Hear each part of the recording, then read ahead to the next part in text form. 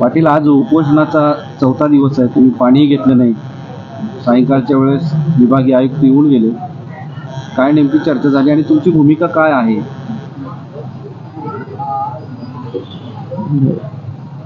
सरकारने जो रात्रीत अध्यादेश काढलेला आहे त्या अध्यादेशाची अंमलबजावणी करणं सरकारची जबाबदारी. आज कॅबिनेट झाली, उद्या त्याला त्यांनी आज निर्णय घेऊन घेतला. विशेष अधिवेशन घ्यायला पाहिजे होतं. नुसती चाल ढकल. देवेंद्र फडणवीस ढकलतात, त्या शिंदे साहेबांवर शिंदे साहेब ढकलतात, देवेंद्र फडणवीस साहेबांवर ते दुसरा एक उपमुख्यमंत्री अजित जाताना त्यांना गरजच नाही. ते बळ देत आहे त्या छगन भुजबळला मराठ्यांच्या विरोधात लढायचं.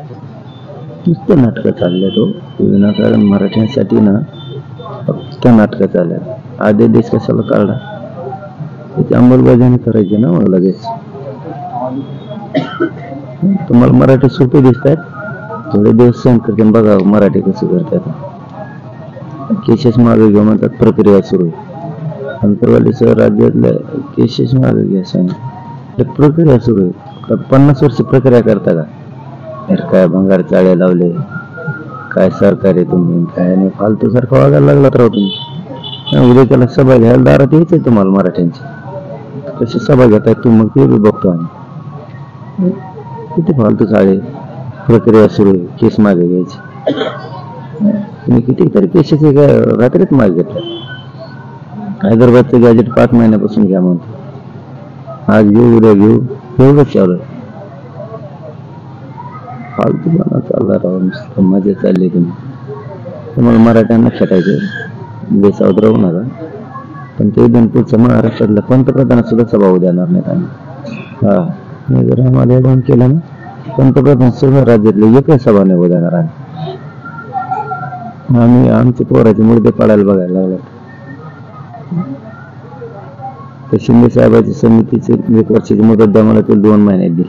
काय केलं 3-2 महिने? 23 डिसेंबर पासून आजपर्यंत काय केलं शिंदे समिती? काहीच नाही. नुसते मजा मारतात. आज मागासवर्ग आयोगाचा अहवाल आला, स्वीकारला नाही. केवळ कायदा पारित करीना. कवा करता? मराठी मेल्यावर सगळे पाणी घेऊ शकत नाही.